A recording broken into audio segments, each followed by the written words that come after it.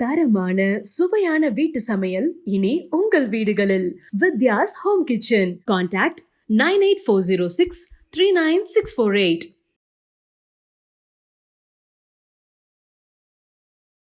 வீட்டுக்குள்ள பணவரவு இருந்துகிட்டே இருக்கணும் அப்படின்னா எந்த மாதிரியான பொருட்கள்லாம் வைக்கிறது நல்லது? மகாலட்சுமி ஐஸ்வர்யத்துல நிறைய இருக்குது. அதாவது அந்த காலத்துல பாத்தீங்கன்னா வெறும் அழுக்கு மூட்டை பார்த்துட்டு போனா யோகம் தான். நீங்க பார்த்துருக்கீங்களா? ஒரு கல்யாணம் பண்ண போகும்போது, நிச்சயதார்த்தம் பண்ணிட்டு வரும்போது, ஒரு சவம் திருப்பினாலோ ஒரு சவத்தை காட்டு கொண்டுட்டு போனாலோ அந்த வாழ்க்கை இந்த உரல்ல நெல்லு குத்துனாங்கன்னா அவங்க வீட்டுல என்னைக்கும் சந்தோஷ நிம்மதி குறையிருக்காது. நம்ம வீட்டுல அதிர்ஷ்டம் என்னைக்கும் குறையில்லாம இருக்கணும் அப்படின்னா நம்ம இந்த சீமாறு, நம்ம வாச கூட்டுற சீமாறு, வீடு கூட்டுற சீமாறு எல்லாம் அது என்னைக்குமே அந்த வாச கூட்டுற சீமாறு, வீடு கூட்டுற சீமாருக்குள்ளதான் மகாலட்சுமி தங்கி இருக்குதுங்க. சீமாத்துல அடிக்க கூடாது அப்படின்னு சொன்னாங்க. அடி வாங்கினவர் அதிர்ஷ்டமாயிருவாரு. அப்ப நம்ம ஆத்மாத்மா அதை நம்ம தெய்வமா பார்த்தா அந்த சீமாறுங்கிறது நம்ம வீட்டுல என்னைக்கும் ஒரு மகாலட்சுமி. எல்லாமே பிரபஞ்சத்துல மூலிகையில தான், இயற்கையில தான் கடவுள் இருக்காரு. அதை நம்ம செய்தாலே அது போதுமா.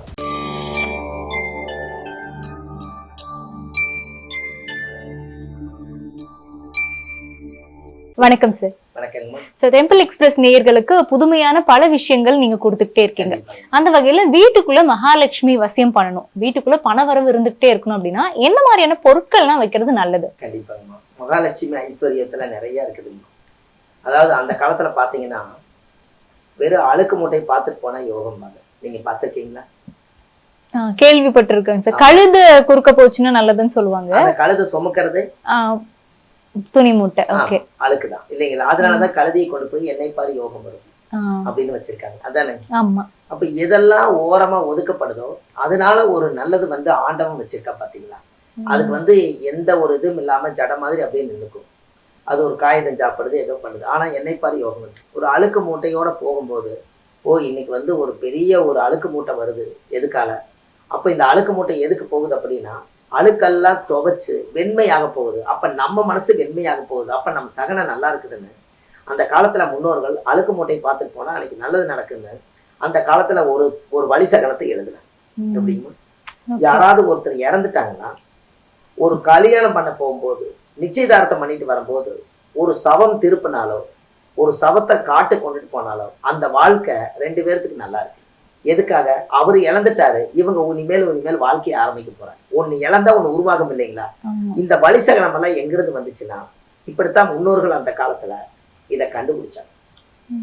அப்ப இதெல்லாம் அந்த காலத்துல யாராவது ஒரு இறப்பு செய்தி, நல்ல காரியம் பேசிட்டு இருக்கும் போது ஒரு இறப்பு செய்தி வந்தா நம்ம அவசகுணம்னு நினைச்சுக்குவோம். ஒரு ஆன்மா போயிருச்சு, இப்ப நீங்க பேசிட்டு இருக்கிறது உயிர் வரப்போகுதுங்க. இதெல்லாம் ஆதி காலத்துல அந்த ஆன்ம சக்தி நம்மளுக்கு அது கூடவே இருந்துச்சு. அப்படி இருக்கும்போது நம்ம வீட்டுகள்ல இந்த ஆதிகால பொருள்கள் எல்லாம் இருக்கும். உலக்கை இருக்கும், பார்த்திருக்கீங்களா? அந்த உலக்கைய ஒரு சீர் சீமந்தம் பண்ணும் போது யாராவது ஒருத்தர் வீட்டுல இருந்து உலக்கை கொண்டு இந்த சீர் பண்ணி முடிச்சோன்னே உலக்கை தாண்டுனாங்கன்னா அவங்களுக்கு அந்த கன்னிச்சீர் கழியும். அதுக்கப்புறம் அந்த கன்னிப்புள்ள பெரிய மனுஷி ஆயிருன்னு ஒரு யோகத்தை சொன்னாங்க. இதெல்லாம் முன்னோர்கள் அந்த காலத்துல கொடுத்தாங்க. அந்த காலத்துல உரல்ல இடிப்பாங்க, பார்த்திருக்கீங்க? அந்த காலத்துல உரல்ல நெல்லு குத்துவாங்க. அந்த உரல்ல நெல்லு குத்துனாங்கன்னா அவங்க வீட்டுல என்னைக்கும் சந்தோஷ நிம்மதி குறையிருக்காது. அந்த நெல்லு குத்தி அவங்களுக்கு அரிசி வச்சு அவங்களுக்கு புடைச்சு சாதம் செஞ்சு போட்டு அவங்க பண்ணும்போது அந்த வீட்டுல அந்த சந்தோஷம் நிம்மதி எல்லாமே இருக்கு. அதே போலதான் வீட்டுல பாத்தீங்கன்னா நம்ம வாசல் கூட்டுற சீமாறு, வீடு கூட்டுற சீமாறு எல்லாம் இருக்கும். இந்த சீமாறு என்னன்னு கேட்டீங்கன்னா, மாலை நேரத்துல வீடு குப்பையை கொண்டு போய் வெளியே போடாத, மகாலட்சுமி வெளியில போயிடும், அதனால காலையில போய் வெளியே கொட்டுங்க குப்பைய, இப்ப கூட்டாத, அப்படியே இருக்கட்டும், காலையில கூட்டி அள்ளிக்கலாம், இப்படி எல்லாம் இந்த காலத்துல சொன்னாங்க இல்லைங்களா? இந்த கூட்டுறது மகாலட்சுமிய விரட்டுறது யாருன்னா இந்த சீமாறு இல்லைங்களா? மகாலட்சுமி வெளியில போங்கிறது சீமாறு. இந்த குப்பையெல்லாம் சேகரிச்சு ஒன்னா சேர்த்தி வச்சு அந்த மகாலட்சுமி அந்த சீமாறுலயும் தங்கிக்குது இல்லைங்களா நைட்டு? இப்படி எல்லாம் இருக்கும்போது உங்களுடைய வீட்லயே, நம்ம வீட்டுல அதிர்ஷ்டம் என்னைக்கும் குறையில்லாம இருக்கணும் அப்படின்னா நம்ம இந்த சீமாறு, நம்ம வாச கூட்டுற சீமாறு, வீடு கூட்டுற சீமாறு எல்லாம் நம்ம எப்ப ஒதுக்கப்படுறோமோ அந்த ஒதுக்கும் போது இந்த மகாலட்சுமி ஒதுங்கிருமா. அது என்னைக்குமே அந்த வாச கூட்டுற சீமாறு, வீடு கூட்டுற சீமாருக்குள்ளதான் மகாலட்சுமி தங்கி இருக்குதுங்க. அந்த காலத்திலேயே மகாலட்சுமி அப்படி தங்கி இருக்குது.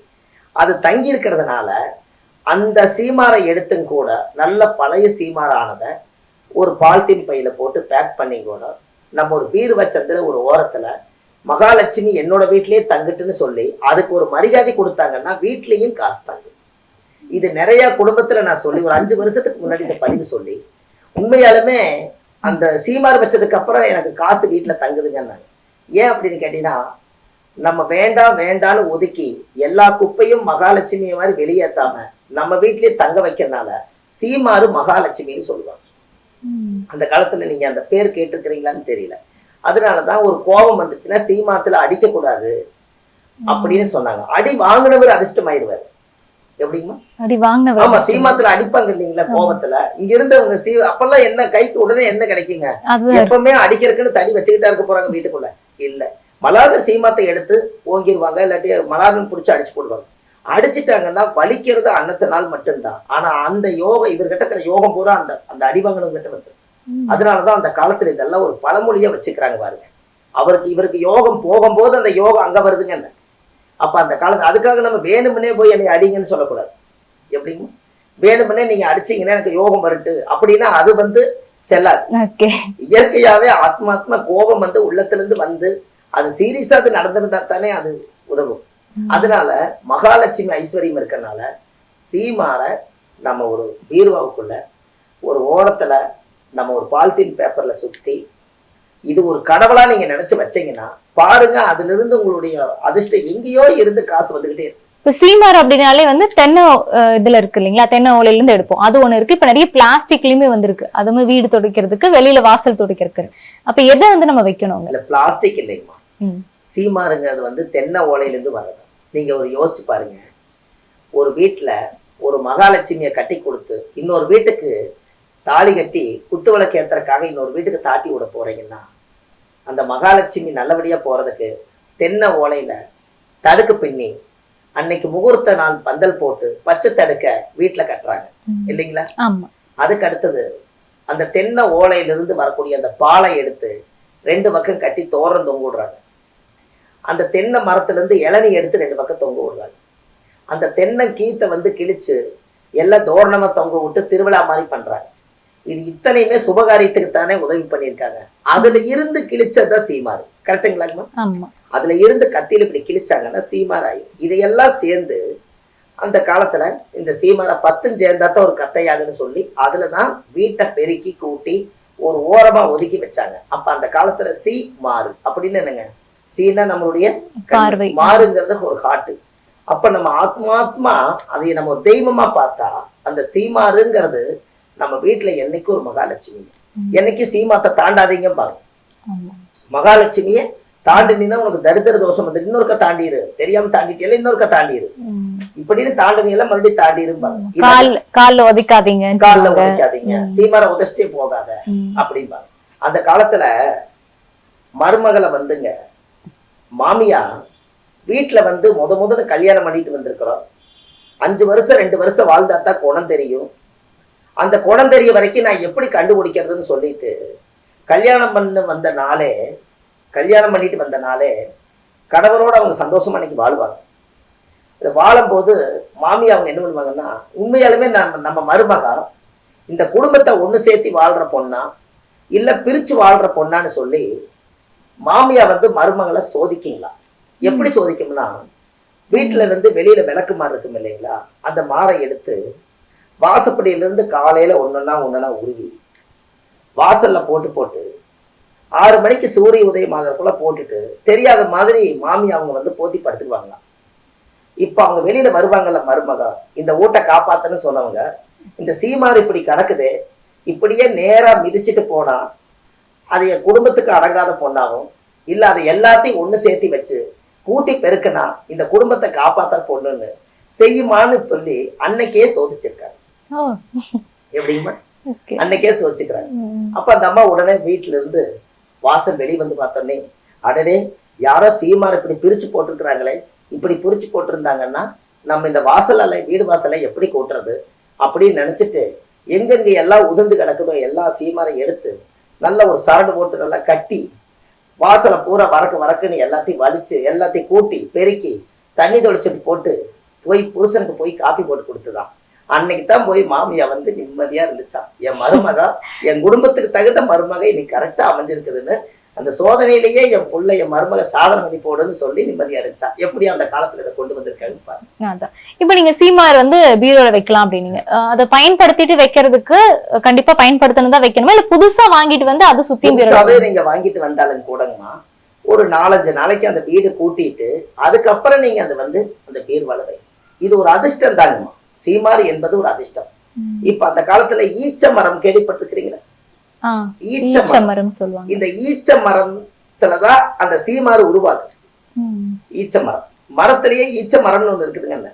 அந்த மரத்துடைய சோகை அதுங்க சீமாரா வருது இல்லைங்களா? அதெல்லாமே மரத்துடைய சோகை எல்லாமே ஈச்ச மரம் தான். அந்த ஈச்ச மரம் மாதிரியே இருக்கு. அந்த மரத்துல இருந்துதான் அது வருது. அது ஒண்ணு நம்ம கூட்டுனதுனால வந்து அது துஷ்டம் அப்படிங்கறதெல்லாம் கிடையாது. நம்ம வீட்டை கூட்டி பெருக்கக்கூடிய குலதெய்வம் தான். அதனால அந்த சீமாரை நீங்க மனசார பீர்வால வச்சீங்கன்னா அந்த அதிர்ஷ்டம் பாருங்க. ஒரு 48 நாள் நீங்க டெஸ்ட் பண்ணுங்க. இதுல என்ன ஆயிருப்போகுது? எல்லாமே பிரபஞ்சத்துல மூலிகையில தான் இயற்கையில தான் கடவுள் இருக்காரு. அதை நம்ம செய்தாலே அது போதுமான. இதெல்லாம் அதிர்ஷ்டம்ங்கிறத நீங்க பிரிச்சு பாருங்க. அது இஷ்டம் எனக்கு ஒரு லாட்டரி சீட் நீங்க வாங்கணும்னு நினைக்கிறீங்க.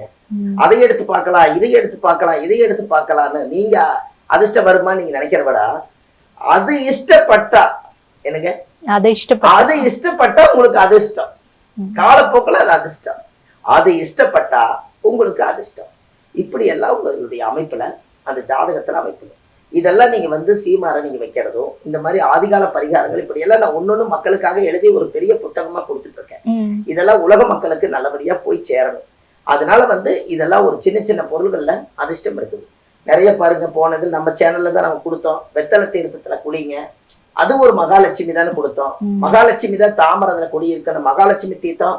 இன்னைக்கு எத்தனையோ ஜனங்கள் வந்து நிறைய நம்ம டெம்பிள் எக்ஸ்பிரஸ்ல பார்த்து நிறைய குளிச்சு உடம்பு நறுமணம் ஆக்கிட்டு இருக்காங்க.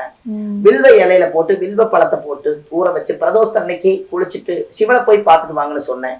இன்னைக்கு அதெல்லாமே ஒரு மக்களுக்கு ஒரு பெரிய ஒரு எதிர்பார்ப்புல இன்னும் ஆதிகால பரிகாரத்தை கண்டுபிடிச்சு எத்தனை தான் அவர் சொன்னாலும் நாங்க செய்ய தயாரா இருக்குன்னு நிறைய பேர் அம்மாவே சொல்றாங்க. அதனால இது எல்லாம் செய்துவாங்க, உங்களுக்கு நல்லபடியா பலன்.